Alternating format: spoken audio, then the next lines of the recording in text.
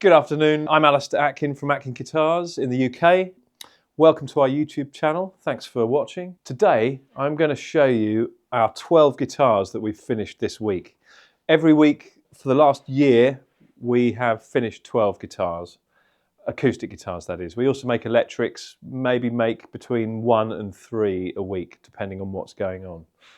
So this is the batch and I'm going to run through all of these. There's a nice mix here. We've got some slope shoulder models and some of our 37 series. Got a couple of interesting ones here which we'll go over. But yeah, I'll start at this end. We have got one of our 19 models. This is like a small J43. So it's like an OM size, small guitar. And it's a cute little thing. It's the same depth as an OM. It's mahogany back and sides. It's got a sunburst. It's got a short scale, so it's 24.9 inches. This one's got a 43mm nut. We do these in 45mm as well. And as with all of these guitars, they've got our aged nitrocellulose finish, which is a massive part of why our guitars sound the way they do. It's so thin, the finish. It really lets the guitar sing. So yeah, so that's a 19 standard we call that. Now, just along here, this week we've got another 19 standard.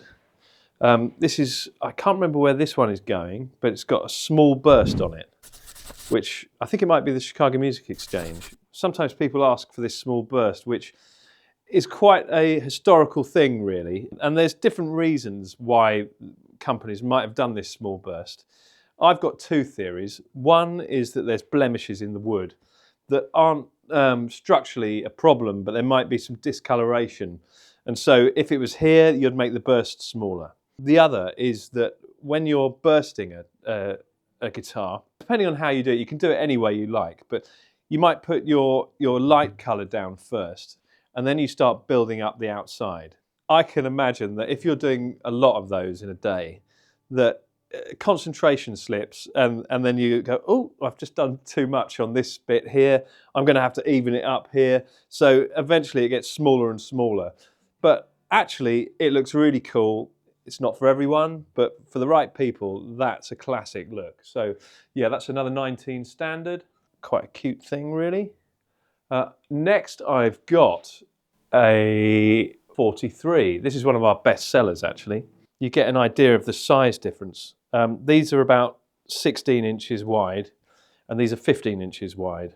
And the depth is about 20mm deeper on the 43.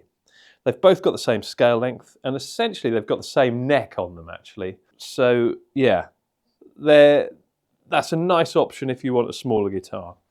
So yeah, the 43 we've been making for about 15 years.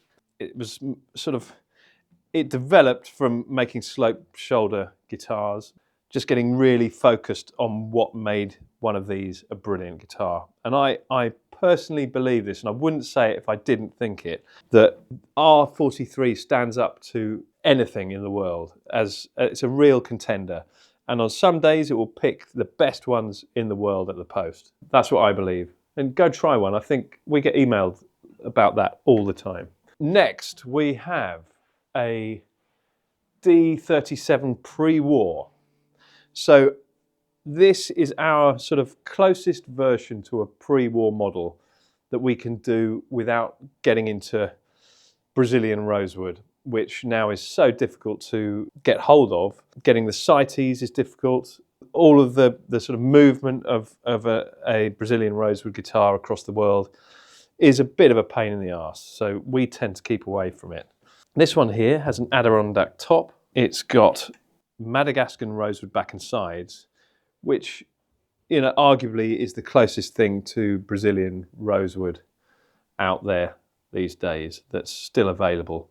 And it's not going to be available for much longer, I don't think. They can't cut any more down, so we are using stuff that has been stored in people's wood stores for many years, and that stuff's seeing the light of day. Still a good opportunity to own a really high-end guitar with some classic combinations at a reasonable price, actually. Still a lot of money, but in comparison to a Brazilian rosewood guitar, it really isn't.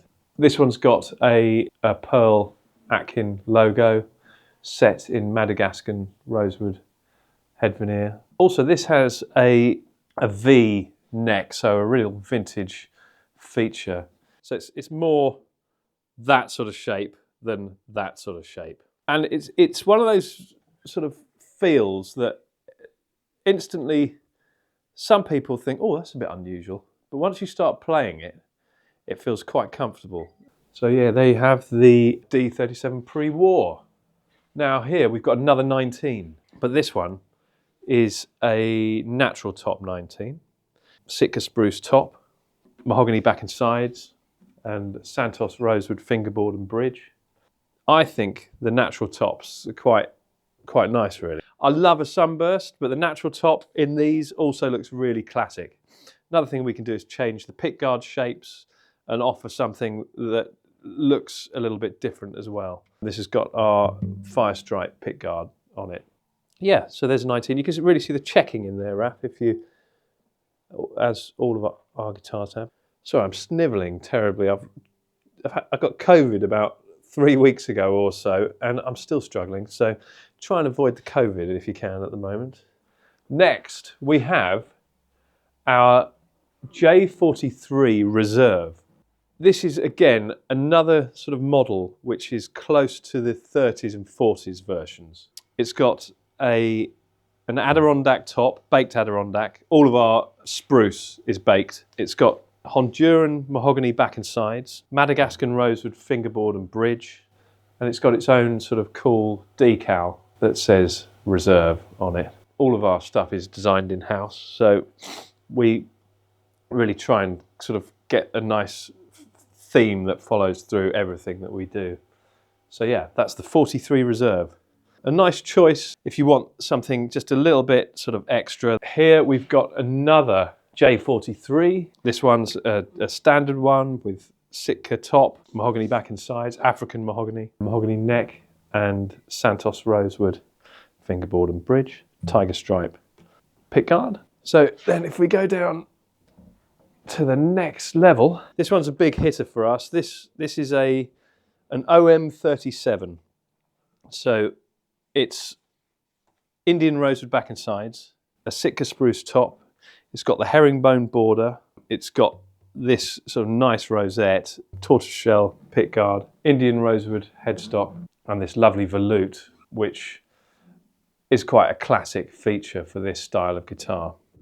Another little thing that people often don't sort of notice, and if you watch our video on the pickguards and how we make those, you'll hear me talk about a sort of 10% extra that we put into something to make it look really special. Our heel caps are also shaped, and I think they look really cool. But it's just a really subtle feature.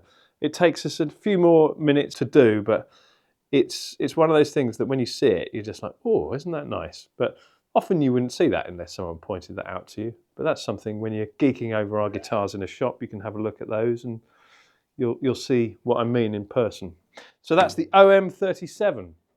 Now, next we've got an Essential O12 slot head.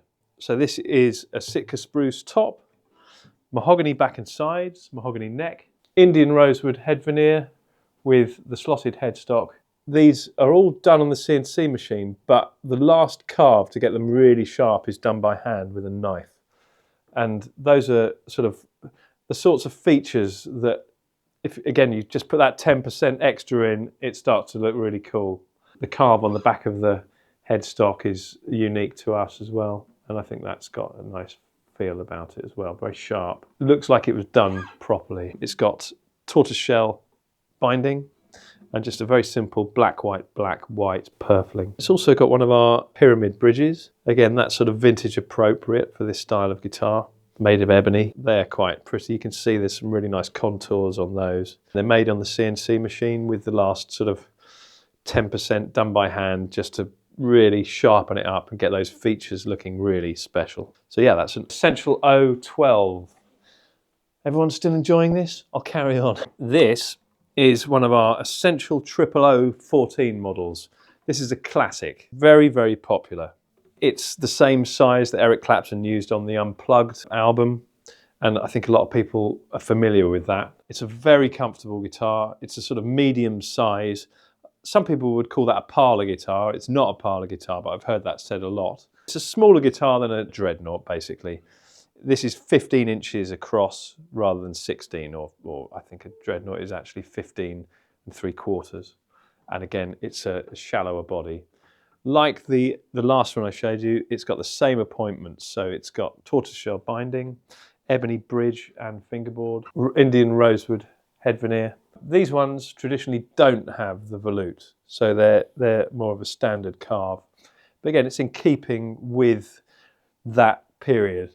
It's not actually finished yet. This is for a country artist called Kameron Marlowe. Cameron has got one of our guitars already. He's coming over to London this December, and he texted me to ask us to the gig and said, oh, if you could make me a special guitar, I'd love one. So I thought, right, what does every country artist need on a guitar? They basically need their name up the fretboard, don't they, I think. So this is one of our AJ models, so it's the biggest jumbo guitar we make. This one's got Indian rosewood back and sides and a Sitka spruce top. We make our jumbo guitars a little bit less deep. What's the word for less deep? Shallower, that's the word, isn't it? Shallower, right. So it's got a shallower body. This is also will have an LR Baggs pickup in it. The other thing that we're going to do is make a pickguard and do some engraving on it.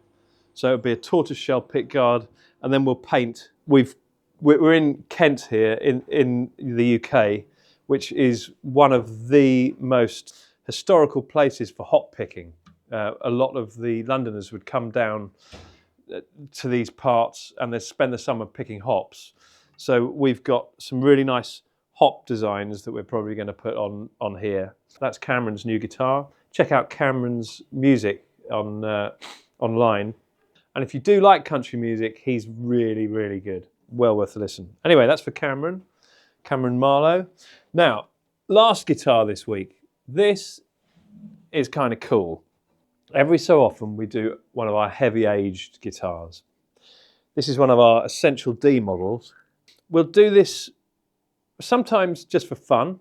Sometimes a dealer will ask for it. Not everyone loves this sort of thing, but the people who do go crazy for it. That's got a Sitka spruce top. This one's actually got maple back and sides and a mahogany neck. So it's finished in the same way as all of these other guitars are finished. It's got super thin nitrocellulose finish. And then we start building a story about a guitar and how it might have aged over the years. And you have to imagine certain players, not everyone would make a guitar look like this, but I've seen people have a guitar for 3 weeks and they'll bring a guitar back for an adjustment and it will look like this.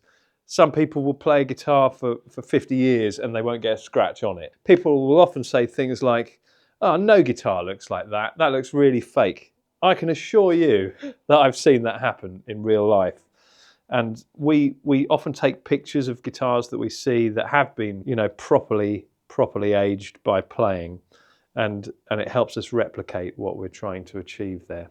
So it might not be your cup of tea, but you know, it's got its place. And we're going to do a bigger video on this because I think it deserves it, and sort of it sounds really cool as well. So we're going to get Paul playing it. We'll go into it in detail a little bit more. So that is this week's 12 guitars. I hope you enjoyed having a run through.